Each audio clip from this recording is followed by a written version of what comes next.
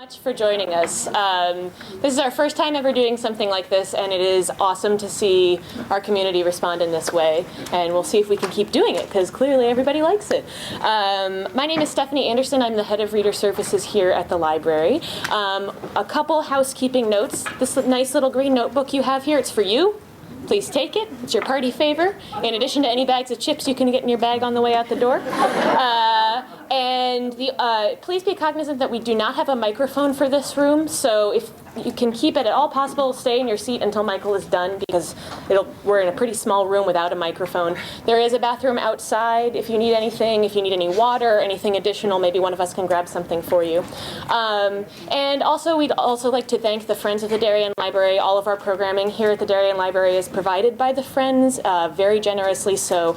So as ever, we like to thank our friends. I know many of you are here in this room. Thank you very much. And now, on to the real show. We've got Michael Reynolds here today. Michael has been at Europa Editions, where he is currently the editor-in-chief since the company was founded in 2004. And I know a lot of you know what Europa Editions is because you've read their fantastic books. You've read The Elegance of the Hedgehog. You've read Jane Gardam, who I feel like is a national treasure. She's not our national treasure. Sadly, I would change my citizenship if it meant I could meet Jane Gardam. But if you have not read anything by Jane Gardam, you are missing out, my friends. But you know, they've got all these fantastic books. You've got a lot of them on your table here. Both book groups have read them. Tons of staff picks. He is an author and a translator, too. Maybe he'll talk about that a little bit. He's translated 3 crime novels by Carlo Lucarelli. Sorry, these are Italian names, so I'm probably going to butcher them. Danielle? Perfectly well. Okay, how about Danielle? Mastro Giacomo. Oh, be still my heart. Days of Fear and Viola de Grado. Prize-winning novel, 70% acrylic and 30% wool. He now lives in New York, but was kind enough to come up to us today to talk about a whole bunch of different stuff. Talk about the books, talk about what it's like to be an editor-in-chief at a publisher. We'll have time for questions at the end as well. So please join me in welcoming Michael Reynolds. Thanks, Michael. Thank you all. Thank you to Darien Library. It's a real pleasure to be here, and thank you for coming out. Yesterday, you may know, was the 100th anniversary of the publication of In Search of Lost Time by Marcel Proust. And there have been several weeks of celebrations in New York, to which I've been invited. I've been speaking and reading in various different occasions. So forgive me if my voice gives out at a certain point. And if you need to go up and move, then I'm sure that's okay. But if you can't hear me, just yell and I'll try to use my solar plexus a little bit more. Again, thank you so much for coming out. Europa Editions is a mid-sized publisher, an independent publisher with a very strong editorial personality. And so I thought that what I should probably do is tell you a little bit about the company before I move on to our 2 specific titles, to what we're doing, what we're trying to do for American readers here. But one thing that you learn working with writers and their books all day is that there are many, many ways to tell a story. So coming up here, I've been thinking, what's the best way to tell the Europa story? And I've decided that I think the story of Europa begins in Italy in the mid-70s. And it begins with the owners of the company, husband and wife, Sandra Ozzola and Sandro Ferri. In 1976, Sandro and Sandra opened up a bookstore in Rome. Unfortunately, the bookstore didn't last very long because the 70s were very strange times in Italy, and in a certain sense they were tragic times. Italy was at war with itself. There was almost a civil war going on. On one side there were those loyal to the political left, and on the other side those loyal to the political right, and it was not in any way a peaceful cohabitation of opposing viewpoints. There was a lot of violence, a lot of bombings and kidnappings and whatnot. And Sandra, in this context, was sort of like a modern-day Romeo and Juliet, because Sandra came from one side of the political divide. She was the daughter of a fairly prominent family. Her father was a colonel, and Sandro came from the other side. He had the long hair and whatnot. But they fell in love, as these things happen, and they decided together, amidst the political turmoil in Italy at the time, to open up a bookstore. And their intention was to open a place that in some ways would cater to both sides of this political divide, that would be a place for these factions, for these forces to come together over books. And perhaps even a place where they could reconcile some of their differences. It didn't work out at all. On one side, well, the problems, there were two main problems. On one side, the fascists, who were angry at the certain books being stocked in this bookstore, would pick cobblestones out of the street in front of the store and throw them through the window with a certain regularity, and once even threw a bomb into the store. And on the other side, the communist comrades, convinced that before long there would be no such thing as private property, would steal all the books. So between the communist thieves and the fascist terrorists, it was very hard to make a go of it with a bookstore. And they sold the store after about a year and a half. And while they were deciding sort of what to do with their lives, they took a long trip to Eastern Europe. This was in the late 70s at this point. And many of the countries that they visited were still behind what we called the Iron Curtain. And many of the authors that they met on this trip, many of the writers had not only had they not been published in Italy or in Western Europe, in many cases they hadn't been published in their own country. And they befriended many of these writers during their trip, and when they returned to Italy, they had a plan. They knew nothing about publishing at the time, absolutely nothing, but they were passionate readers, and they knew that in Eastern Europe they had stumbled upon a rich vein of literature that was not available to readers in Italy. And so they decided to publish those writers themselves. Some of the writers that they worked with and published in those early days have become very well known since then, writers like Milan Kundera and Rabal and Kapuscinski, the great writer of reportage, Christa Wolf, Peter Esterhazy. I think my perspective on publishing, I think that the job that all publishers do is pretty much the same. We're a service industry. What we do is we try to connect books with readers. It's very simple.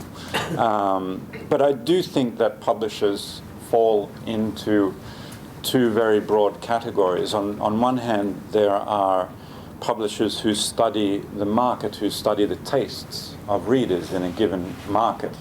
And they put a lot of effort and a lot of talent into supplying what people want. On the other hand, there are those publishers who look at a market for books or look at a certain culture and ask themselves what's missing from this culture, what's missing from what is available to read. And they go about publishing and supplying books and writers and literature that readers didn't even know they wanted before that. Now, there's definitely skill involved in both of those kinds of publishing, but to my mind, the second kind of publishing also involves a great deal of courage and a great amount of vision. Sandro and Sandra certainly fall into Sandro and Sandra. We call them the Sandri. Yeah? But, so, as publishers in Italy, Sandro and Sandra, this was the model that they were employing. They were bringing something absolutely new to the market. And after this start with writers from Eastern Europe, they continued to do the same, to employ the same model. First of all, with women writers who were at the cusp of a new kind of literature in Italy at the time, that now we might refer to as sort of an Italian neo-feminism.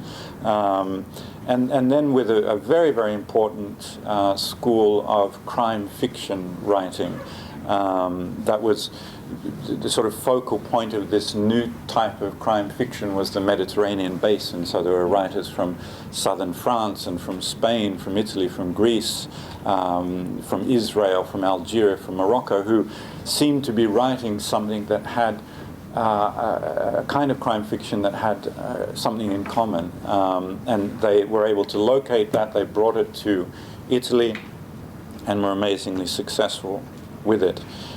They have an eye, they still have an eye for what was new and what was different, but also for what would appeal to readers. Readers, first and foremost, not critics, not academics, not people with narrow interests in a particular kind of literature, but general readers. This has always been foremost in the minds of Sandra and Sandra, and these are the people that they published for in Italy. From this perspective, Europa Editions, the American company that they founded in 2004, was nothing new. 10 years ago they started looking at what was happening in this country, and they noticed that there was an absence of writers in translation, of writers from other countries publishing here in the United States. And if they were being published, they were being published by specialist presses, by university presses, and who do a terrific job, but their focus again is perhaps more on feedback within the academic community rather than reaching general readers. They identified this lack, and their response to it was the same as it had been 25 years earlier in Italy. They said, well, why don't we do it? And they opened up Europa Editions. It was set up from the very start to be a real publisher of international literature, and I'll explain what that means. We've never been a translation-only company. There are many fine publishing houses, there are a couple of fine publishing houses that only do translation. That's not what we were trying to do. We wanted to be a publisher of international fiction, meaning we wanted to publish British writers, Australian writers, South African writers, Canadian writers, and of course writers from the United States. For us, being a publisher of international fiction meant not drawing distinctions of any kind when it came to the language that a writer was working in. It meant simply looking for the best fiction that we could find and making it available to readers in English. So this is sort of the creation story of Europa, its genesis. But I think that the real story of any publishing house, of course, is in its books and its authors. So that's sort of the story that I'd really like to tell. We published our first book, Elena Ferrante's The Days of Abandonment, in September 2005. And thanks to the immediate support that we got from readers and from bookstores, that book became a bestseller, which was an extraordinary. I remember a very important industry magazine writing at the time, Europa has its first bestseller. I don't think even they knew that it was our first book, not simply our first bestseller. Now, this was a blessing. It was terrific to be on a bestseller list with your first book, but it was also a curse, because it made us feel, well, this is easy. You just publish books and everybody buys them, and there's nothing to it, really. We discovered early enough that that wasn't the case, that not every book that we published was going to be a bestseller, but it did show us immediately that our idea of bringing foreign authors to the American market wasn't as crazy as everyone had told us. It showed us that as long as a book is good, there are people here, and many of them, who are interested in reading it. and they will enjoy a book in translation if it's translated well, if it's a good book, as much as a book written in English. It was sort of our field of dreams moment. Yeah, we thought, well, if you publish it, they will come. That was our idea. Now, Elena Ferrante, I'm sorry I don't have a copy of that book with me, but we're out in the office, which is a good thing. Elena Ferrante, the author of The Days of Abandonment, is a very unusual author. I have never met her. Nobody in the publishing house has ever met her. She is a best-selling author in Europe, where whenever one of her books is published, there's enormous speculation over who this person might really be. I'm sorry I can't tell you because I don't know. We all have our theories, but I don't know for certain. She has left a handful of declarations and interviews over the years saying that it's no gimmick, it's not a publicity stunt, and she has nothing awful to hide, but she just doesn't want to be in the public eye, principally because she feels that if she were, it would change her writing. And we certainly do not want that to happen because it is an extraordinary kind of fiction. It's brave and concise and penetrating, and her fiction transports you entirely and totally into the minds of her protagonists. In the case of The Days of Abandonment, it's a very powerful book, and it was not always a good thing to be transported wholly into the mind of the protagonist. It tells the story of Olga, who the book opens on the first page. She's left by her husband, and she attempts to understand exactly what has happened in her life. And she attempts over the course of the novel to adjust to life alone, and completely loses her bearings, completely. Leading her to a place where she's at risk of abandoning her two children, her two small children. And it becomes clear that the days of abandonment of the title are not her being abandoned, but refer to her possibly abandoning her children. This made a huge impact in Italy. Italy is the country where the mother, of course, beginning with the Virgin Mother, is a hallowed role. And to see a work of fiction that portrayed a mother as capable of this rocked people's worlds. Yeah, in Italy, it became a very controversial book because of this portrayal of motherhood as not an absolute, but a conditional state. Ferrante's writing is visceral, and I know very few writers who manage this level of physical writing. Maybe in American literature, I was thinking of Dorothy Allison, who is capable of that, I think, or the British writer Jeanette Winterson, I think, also has that ability. I'm going to come back to Elena Ferrante a little bit later, as she's an author who is sort of woven into the fabric of Europa editions, and she's also one of the authors that personally I'm most proud of having edited and published with Europa.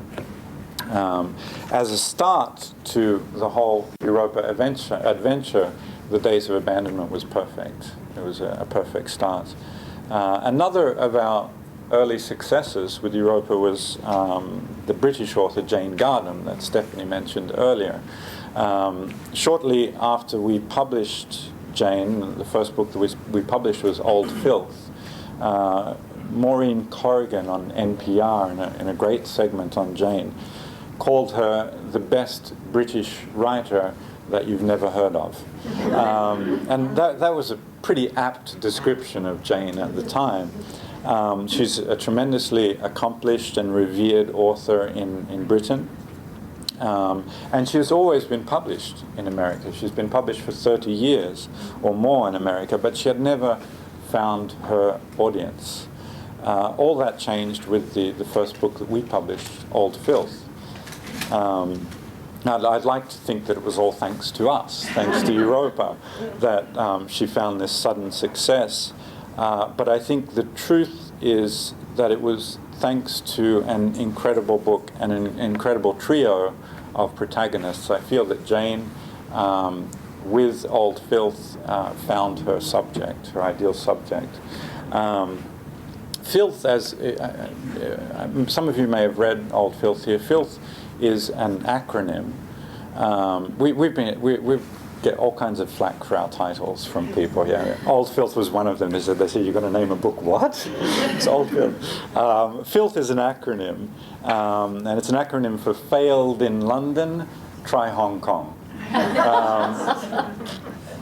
And it's what his detractors call the protagonist of this book, Sir Edward Feathers. Old Filth is the story of his childhood, his education, and his professional life, spent mostly in Southeast Asia. But beyond that, and I think most importantly, it is the story of a marriage that spans 60 years, from the post-World War II period into the opening of the 21st century. And I think it is this aspect of the novel that really found favor with American readers. I recall a reviewer in the Washington Post writing about Jane's book, that it was intelligent, witty, and sophisticated, all things that we love to hear. But what most struck him was a very rare quality in contemporary fiction. It was adult. It was an adult book. It was mature. It is so unusual, he went on to say, to find fully realized mature protagonists in contemporary fiction. Characters who are not caricatures or bit players in somebody else's story, but carry their own long life histories with them and with great dignity. So Edward Feathers captivated readers here in the US, and he also, I think, captivated his author, because 2 years later Jane handed in a sequel to Old Filth, a new installment in this story. And this is where things got really interesting, because Old Filth was, as I said, the portrait of a marriage, but told from Edward's perspective. Jane told the same story from his wife's perspective, and it was very different. It was a very different story. This book, called The Man in the Wooden Hat, gives us Betty Feathers' story. Betty was sort of the sturdy and dependable and exemplary wife in Old Filth. But in The Man in the Wooden Hat, where we see everything from her perspective, we learn a whole lot more about her and about her marriage and her relationship to Edward Feathers. This book also introduces the fact that throughout this 60-year marriage, Edward Feathers has always had a rival for Betty's affections, a man called Terry Veneering. Terry Veneering has always been in love with Betty, and Edward Feathers hates Terry Veneering. Yeah, he's the antithesis of everything that Edward Feathers stands for.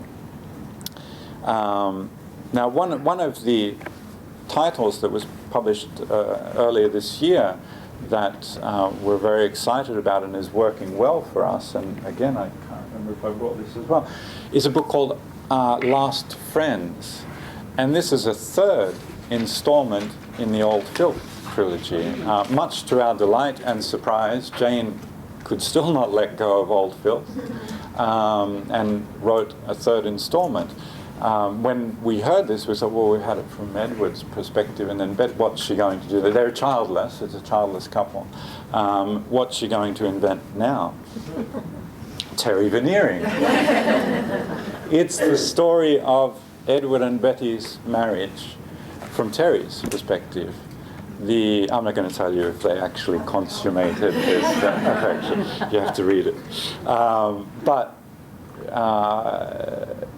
Terry is a constant in their lives, and in fact, the setup of this story is tremendous. At the end of The Man in the Wooden Hat, at the end of their life, Betty has passed away. Edward Feathers is a widower, and he has retired from life as a barrister and decides to enjoy the rest of his years in the country in a quiet house away from everyone. And he purchases this house and is delighted to be there. And comes out of his door. There's only one other house on the street with it. And comes out of his door one morning, and who should be across the street? Terry Veneering. So they're recollections. Yeah, they're recollections of a time and a kind of Britain that possibly doesn't exist anymore, for better or for worse. And again, the trilogy is a wonderful evocation of a life spent together. At that point in our brief history, we had published a bestseller in 2005, The Days of Abandonment by Elena Ferrante, and then we had started to publish the old Filth books in 2006, and had done very well with those, and there were other books along the way that had given us great satisfaction. There was a sense that we were on the right path. And then something miraculous, I think that's the only word for it, something miraculous happened. We published a book called The Elegance of the Hedgehog. Now, I don't want to get into publishing details too much, but something like The Elegance of the Hedgehog happens once a generation. Now, I'm not saying that there are not big books. There are always big books. Every season there's a Twilight, or there's kind of The Help, the 50 Shades of Grey, the Harry Potter, whatever they are. And this happens with a certain regularity, maybe once or twice a year, but The Elegance of the Hedgehog was different. And is different. It's a different kind of story. First of all, it was published by a very, very small publisher. And we had been in business for 2 years at that time. At the time, 2 people worked in our New York office and 2 people in our Rome office. I often get asked if things have changed since The Elegance of the Hedgehog. We now have 3 people in our New York office. So they have. That's a 50% increase in staff there. And our resources as a young publishing company and an independent publishing company, they bear no resemblance to the kinds of resources that bigger houses have. The question of doing an ad in the New York Times or something like that, that was a dream. It still is a dream for us. And I'm not sure even how important it is, but it's something that we don't even consider, whereas the larger companies do this with certain regularity. And that's just an example of the kinds of resources that they have to dedicate to their big books. And it's a special story also because in some ways it should never have worked as a book. It is set in a building in Paris, and the action of the story never really leaves that building, and when it does, things go wrong. There was no real plot. There were long sections of European philosophy laced throughout the book. The protagonists were not vampires or intrepid archaeologists or young women looking for sexual adventure or anything like that. It was a building janitor and a 12-year-old girl who was not even particularly likable. Not only that, the book was in translation, and the common wisdom was that books in translation didn't become big books. Now, I think that when we acquired The Elegance of the Hedgehog, we thought it was going to work for us, but within certain limits. When we published, we thought it was a sweet story that would find favor with the kinds of people that we knew were reading our books. But when we printed the book, we printed 15,000 copies, and that was a huge number for us at the time. 15. We'd never. I think at the time we hadn't printed more than 7,000 books at a time. We've reprinted The Elegance of the Hedgehog 24 times since then, and we have about 1 million copies in print. Most of them sold. That's another nice thing about having a bestseller, is that you don't have to think maybe they will sell. You know that they're going to sell. And I'm not sure if I, even today, know how to explain what happened with The Elegance of the Hedgehog. Well, I suppose if I could do that, then it would be easy. My job would be easy. It'd be no fun as well. It's certainly a well-written book. And I think that the characters do reach out to you, and they convince you to like them. They're not initially appealing, but then you end up feeling quite close to them. And I think that maybe that's a little bit, at least that's what my life is like. Many of my dearest friends are people that when I first met them I thought, yeah. And I think that there was probably something more, that there is something more about The Elegance of the Hedgehog as well. It was published in 2008, which is an important fact as well. 2008 was a recession year. People were feeling down in this country. In my field, there were lots and lots of layoffs. And The Elegance of the Hedgehog is about two people who, for different reasons, for slightly different reasons, hide what is best about them. Perhaps because they fear that the world will not be able to appreciate that part of them. And it suggests that one day, someday, someone will come along in our lives and we'll be able to see those parts of ourselves, and we'll be able to appreciate them, and will reward us for those parts. And I think when it was published, and still today, because it's still our best-selling book, still a book that lots of people are reading, I think that's a powerful message, and it's conveyed in a delightful and convincing story as well. At that point, well, we had published a best-selling book from Italy. We'd published a British author, Jane Gardam, who had done really well for us, and we'd had this amazing event with The Elegance of the Hedgehog. We'd published authors from the Spanish, from Arabic, from Hebrew, from German, and several of them had done quite well for us. What we hadn't done was to publish an American author successfully, and this really grated on us because it was very much a part of how we saw ourselves. We wanted to be able to publish successfully from everywhere, authors from everywhere. And the writer Alice Sebold, who you may know from The Lovely Bones and The Half Moon, came to our rescue at that point. Alice had been a friend for many years and had always been very encouraging about Europa editions, but in 2010 her encouragement became sort of a concrete commitment to our growth and our development. Now there are a lot of stories about how this happened, but I'll tell you what I think is the best one.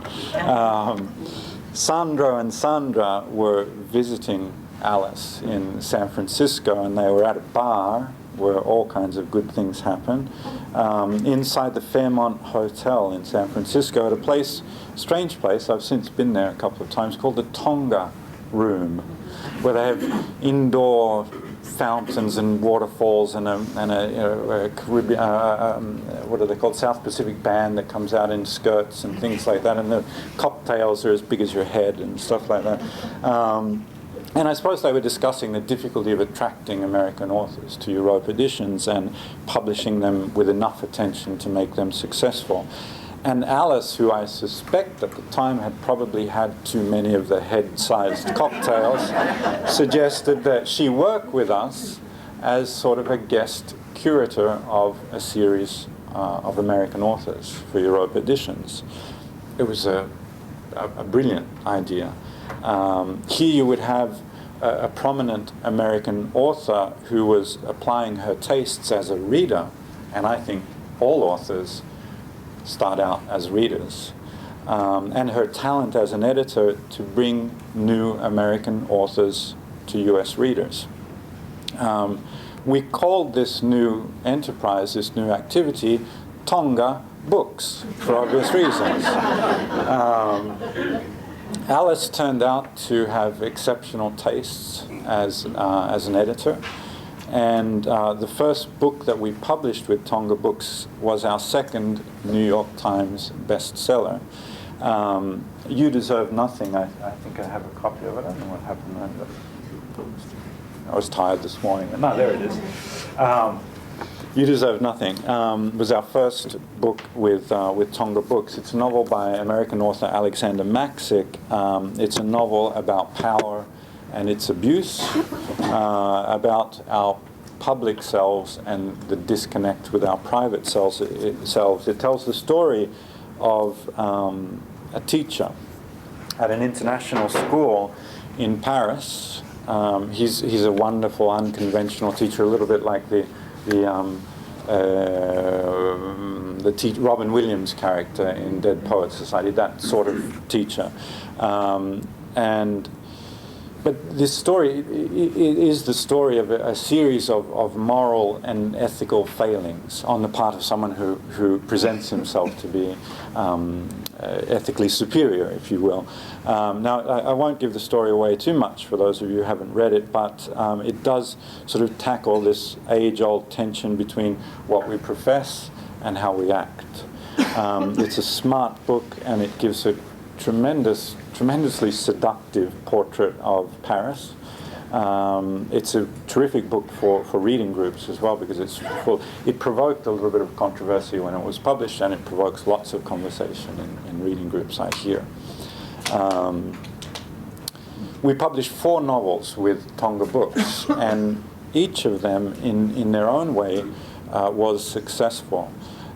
Tonga at the moment is on extended vacation. It was a huge amount of work for Alice, because she was profoundly involved both in acquiring the books and then editing them as well. And I think also, it's one thing if an editor, nobody knows who I am, and so I'm not overwhelmed by people in coffee shops and whatnot with manuscripts, but if someone gets wind of a public figure, as Alice is, who is editing things, then she gets opportuned all the time. She was getting. So it's on vacation at the moment, but what Tonga set out to do was to show that we could publish American authors successfully, and in that it was enormously successful. Since then, we've attracted many other fine American authors to our list, and we're publishing them to a great response. Now, I think we're almost up to current times. So I wanted to mention a few titles that are really working for us at the moment, and that are successful for us. But given the kind of publisher that we are, a successful Europa title doesn't only mean commercial success. That has to be there for us to legitimately consider it a success. Or it doesn't mean necessarily success in the reviews. It also means that that book has something to say about where it comes from. If we have a mission, if that's what I can call it, it is to create bridges, to create an understanding, to facilitate a conversation between writers and readers, between writers overseas and readers here. And so to do that, we choose books also on the basis of what they represent about what's happening aesthetically in the world of literature and how people are thinking about making fiction in other countries at the moment, but also socially and politically and culturally in those places. All of that has to happen in a package that's entertaining. As I said, we're not publishing for academia, we're not publishing for critics, we're not publishing for our colleagues in the publishing industry. We're publishing for you. And we want you to like our books and be entertained by them and find them compelling. So all of this has to happen in a package that works as entertainment. Now, I wanted to begin with our brand new international crime fiction series. I don't know how many of you here are crime fiction readers, but it doesn't matter. I'm going to talk about it anyway because it's in my notes here, so I can't cut out pages or anything. We launched a series this summer called World Noir, Europa World Noir. Now, again, the kind of crime fiction that we're doing on this list is entertaining. Again, probably the obligation to find something that entertains is even greater when it comes to crime fiction, because that's part of why readers read crime fiction, so much a part of it. But it does go beyond entertainment to become what some have called in Europe the literature of truth. Now, surely it is one kind of truth, that's certain. But it's crime fiction that serves as a vehicle for inquiry into our society. To what's happening, what are the real forces that maybe are not being spoken about that determine how things work in our societies. In Europe over the past 15 to 20 years, crime fiction has taken on an increasingly essential role in the culture. It serves as a window on ways that some parts of our society work. Many people have said, well, why is this happening? They've asked themselves, why is this happening? And they said, it begins with a retreat on the part of journalists and writers of non-fiction in Europe that began in the late 70s, early 80s, away from doing anything of any real significance. They feel that the real causes of our tides of change in the society are not being spoken about by investigative journalists. The crime fiction writers have stepped in to a certain extent to fill that void. Most of the crime fiction writers that I speak to about their events in Europe when a new book comes out and they're on tour, they spend 2 minutes talking about their book and 2 hours talking about what's really going on, what's behind the news, and why did such and such a thing happen, which can be frustrating for them because they're writers. They like to talk about their books. So this kind of novel, this kind of crime fiction is probably best exemplified by someone who I think is the sort of undisputed star of our crime fiction list, and it's Jean-Claude Izeau. Jean-Claude Izeau is a French author who writes about Marseille. His trilogy, the Marseille trilogy, was such a powerful publishing event in Europe when they were first released, now about 15 years ago, that single-handedly the 3 books that form part of this trilogy created a new school of crime fiction called Mediterranean Noir. The writers who were a part of this movement, the Mediterranean Noir movement, felt that the Mediterranean had an even further sort of distinction as a part of Europe where there had always been exchange between cultures and tensions between cultures. Izeau has written about Mediterranean Noir, saying that Mediterranean Noir begins with Cain and Abel. Yeah, another great intellectual of the noir movement, the Patrick Reynolds, who is the editor-in-chief of the most famous European noir series published by Gallimard called the Série Noire. He created a scandal in France 15 years ago when his first book as editor-in-chief of the Série Noire, the first book that he brought out was Oedipus Rex. He's saying, It's a noir story. It's absolutely noir. And, you know, so these writers, they feel themselves very much part of a tradition that has been going on for thousands of years in this part of the world. Jean Codizo's books are wonderfully evocative of his native Marseille. They exalt its beauty and its food in particular, its people and their incredible zest for life. His books are first-rate thrillers, but I think also literature of the highest order.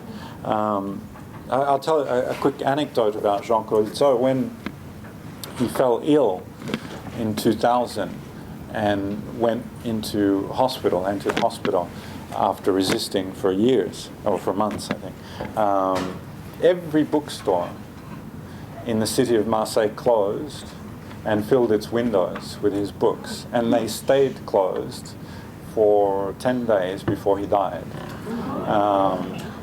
And you know, I think this is an extremely eloquent expression of the kind of feeling that he inspired in people, particularly people who lived in the city that he wrote about.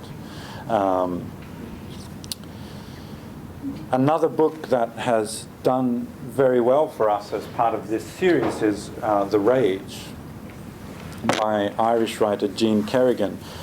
This again is part of a series of 4 books, all of them set in Ireland, in Dublin. And again, this is a series that traces the narrative arc of the economic boom and bust in Ireland. Each of the books in this series, there are 4, each of the books is set at a specific moment.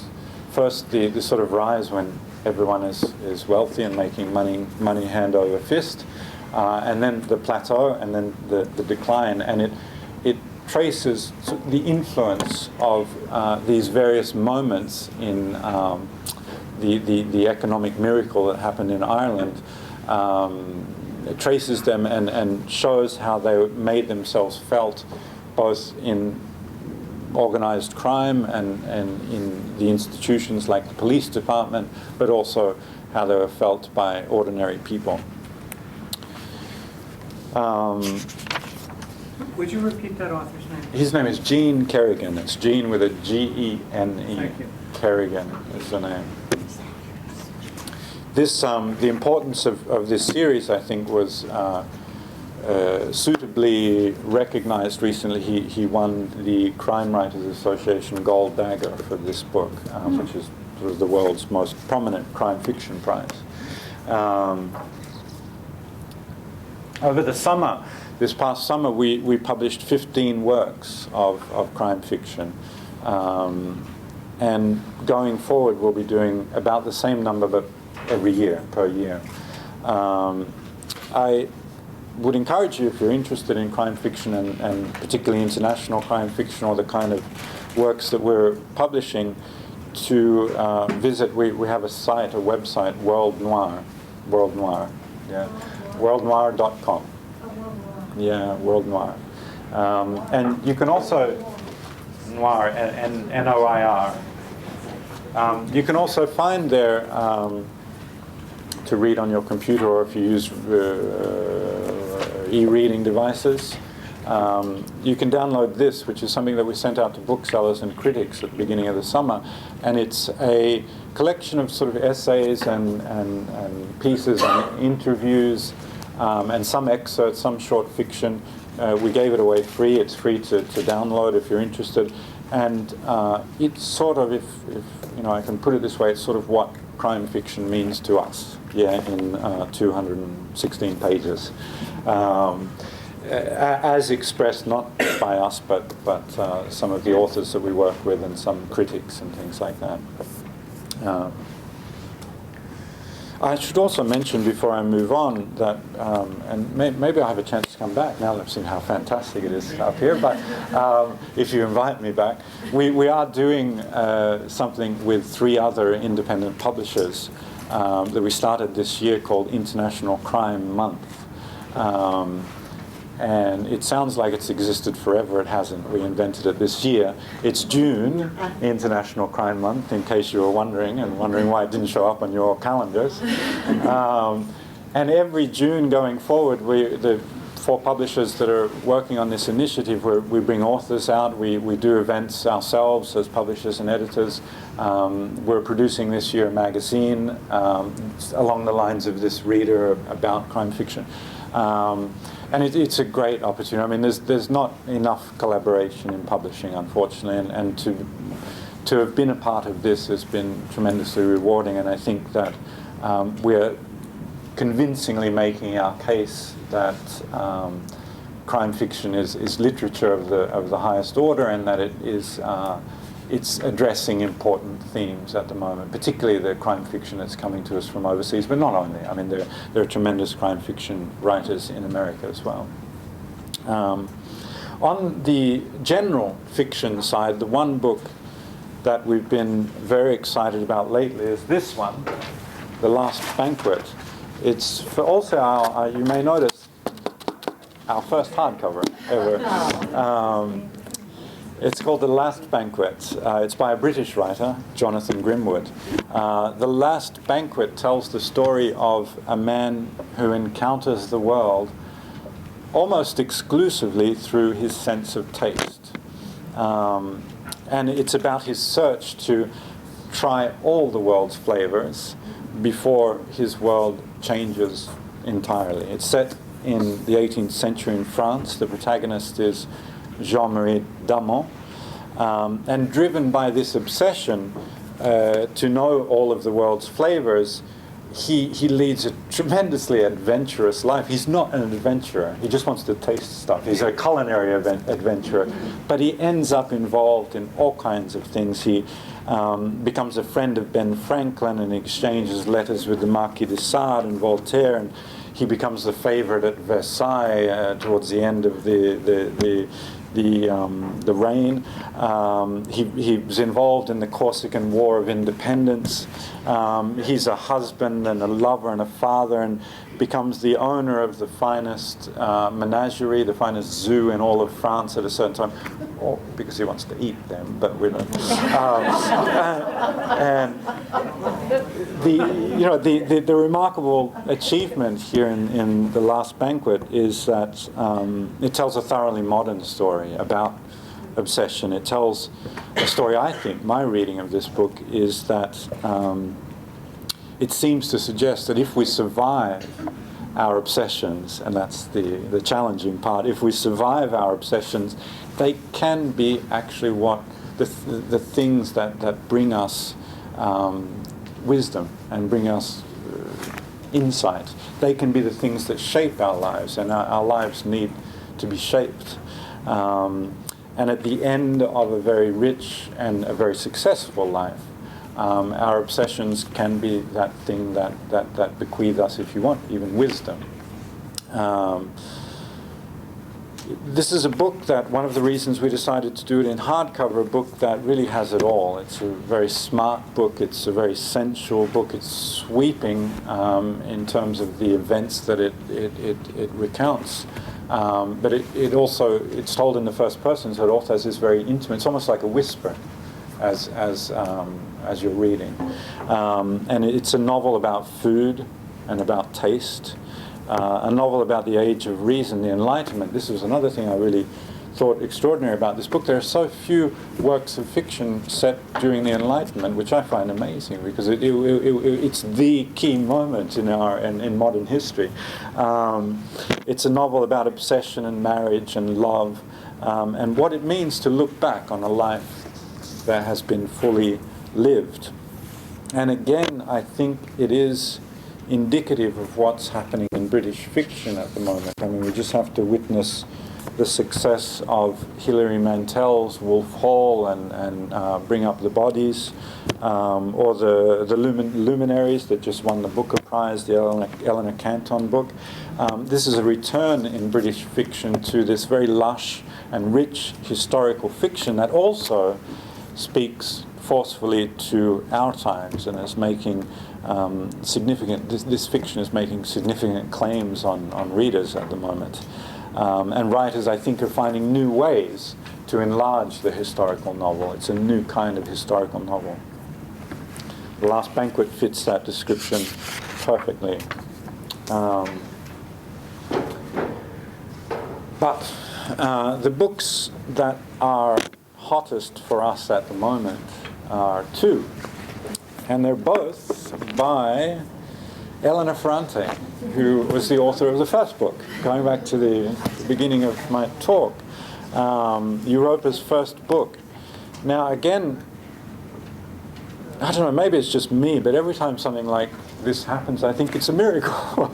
Well, this is another miraculous moment that is happening with Elena Ferrante, at least it seems that way. I've edited and published 5 books by Elena Ferrante, and they've gained a discreet readership, all of them, and have been spoken of in glowing terms. But this year is different. In September last year we published this book, My Brilliant Friend. Maybe a little bit of background here would be important, because as I mentioned, we've never met Elena Ferrante. We don't know who she is. We don't know when her books are coming in, which is a curse, because it means we have to look through everything that comes in, because we don't want to miss her new book. But one day, a box came to our office. And Elena Ferrante, I don't know if we have any of Ferrante's previous books here, but her books in the past were 180 pages, 200 pages, very concise, almost claustrophobic. Yeah, they're so intense and so contained. This box came to the editorial offices with a note in it saying, here's my most recent book. It was 2,000 pages. 2,000 pages. Now, you don't want to tell someone that you've never met and who is one of your best-selling authors that you can't publish a 2,000-page book, but that's what we did. And we made the choice to do these books in volumes. These are the first 2. There are going to be 4 of these. In September of last year, we published the first of them, My Brilliant Friend. And this was the start of what is now being referred to as the Neapolitan novels, Ferrante's Neapolitan novels. In September of this year, we published book 2. As I said, these are different books, though you can tell just if you look at them like this, these are different to Ferrante's earlier books. It's a much broader canvas. It's a more, I think this is a more open kind of fiction. And yes, open and a broader canvas. Her subject in this book is friendship. And the friendship between 2 girls who become women, set in a neighborhood in Naples. It's a warmer subject matter than her earlier novels. But she's still as penetrating and as precise in her portrait of this friendship as she always has been. I don't use this word, I swear I don't use this word very often, but I believe these novels are masterpieces, honestly. And none of us in publishing get to publish many masterpieces, unless you're working for Penguin Classics or something like that. And I think these are ours. The reception to these novels sort of began to grow in January of this year when James Wood, a very fine and very well-known critic in the New Yorker, wrote an amazing 6-page piece on Elena Ferrante and on these books in particular. When I got that piece, I got it before it came out in the magazine, and I had to stop 3 times as I was reading it because I was hyperventilating. I just to calm down a little bit. And then I kept waiting. Of course, you know, I mean, if you read reviews, you'll be familiar with this, that it's glowing, it's glowing, it's glowing. And at the end, there's always a little bit of snark. Yeah. So as I was getting down to the end of the column, I thought, oh, it's going to be terrible because there's less and less and less space, so it's just going to destroy everything that is. And it didn't happen. It just was uniformly glowing and tremendous and very, very smart. Since then, there's been no stopping the critics. Elena Ferrante has been reviewed amazingly in every major newspaper in the country. This past week, she was the subject of a long NPR Fresh Air piece. And among her famous admirers who keep coming, I keep getting these since September, since this one was published. About once a week I get an email or a telephone call from somebody famous saying, first of all, you've got to tell me who she is. Secondly, these books have changed my life. They're amazing. You've done an incredible job, etc., etc. And we've had John Waters, the actor and director, get in touch. Michelle Williams and Busy Phillips, both of them actresses. Jhumpa Lahiri has been in touch, the author of The Lowlands. Elizabeth Strout, the Burgess boys, and Olive Kittredge. Jennifer Gilmore, Claire Massoud, John Freeman, the critic from Granta, James Wood, as I mentioned, Eugenia Williamson. People are going nuts for these books. Now, it was strange when this started to happen, I think, because, as I said, it was about January that all of this started. And there was really a sense that a certain phase of Europa's development was ending, because Elena Ferrante was the first author that we published, and then all of a sudden, you know, we felt very strongly about her as a major writer, and we insisted, and finally now she's getting the kind of recognition that is typically reserved for canonical American writers. So there was this sense, like, oh, we've done it. And that lasted about 2 minutes. Yeah, it was tremendously satisfying. It's a little bit sad also because there's that, you know, that sense when a phase of your life has ended, new one's about to begin. That new one began fairly fast. And so I wanted to tell you a little bit about what's next for us. There's another Ferrante book, of course. There's a third book in this series coming out in September. Jane Gardam, who, as I mentioned, we have been building over the years, and her reputation has been building.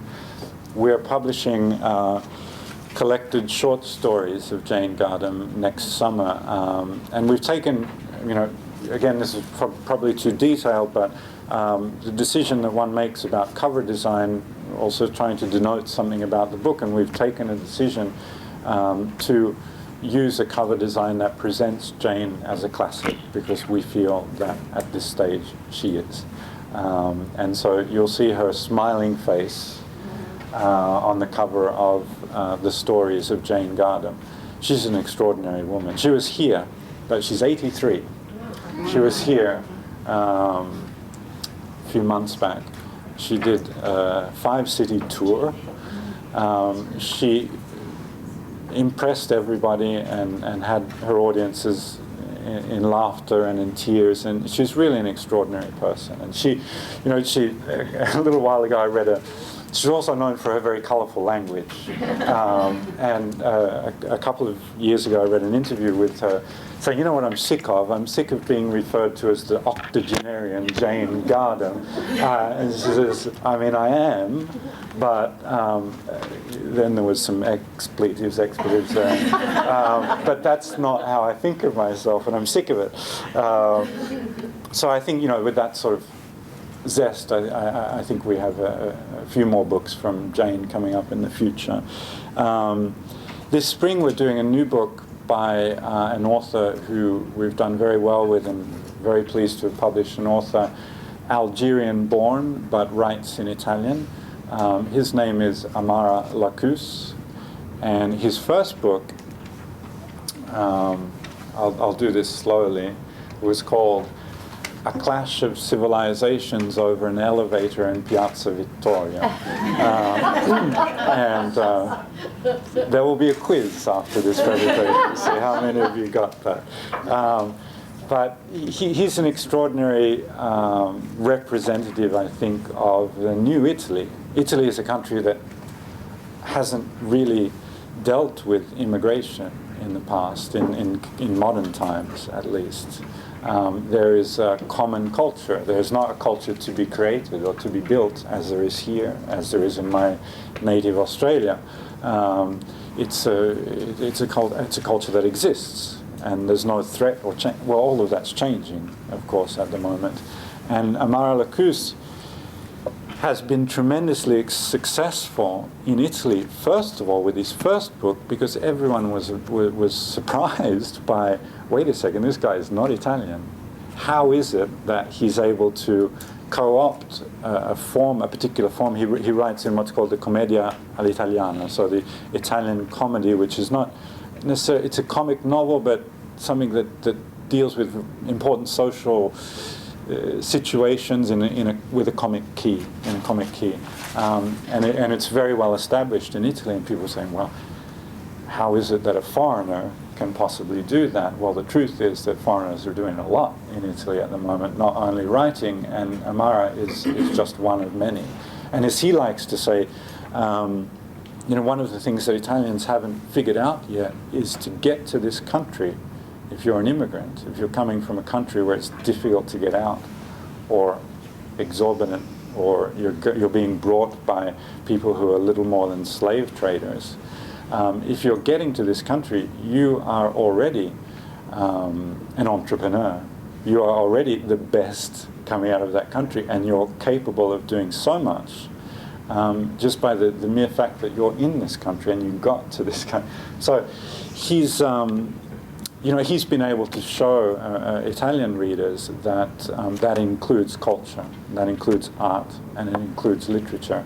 And we're very pleased to be publishing him in the US as a representative of that. His new book, there was a second book called Divorce Islamic Style, which was easier, right, than Clash of Zero, but it didn't do as well. So he's returned to the longer, more complicated, and the new book is called Dispute Over a Very Italian Piglet in Turin. Piglet, if you just remember Piglet, there can't be too many books with titles with Piglet. We have just acquired, this is hot off the presses, but we've just acquired a book that is currently the #1 bestseller in France. The book is called Billy, and it's by an author, Anna Gavalda. And again, I think this is indicative, it's a book that is indicative of what's happening in writing in France at the moment. For decades, I think the French literary establishment was in the clutches of the navel-gazing nouveau roman. Yeah, I thought this and I did this, and there was no story there. And for decades, they couldn't figure out why it wasn't being published in America or in English in general. And over the past 5 or 10 years, there's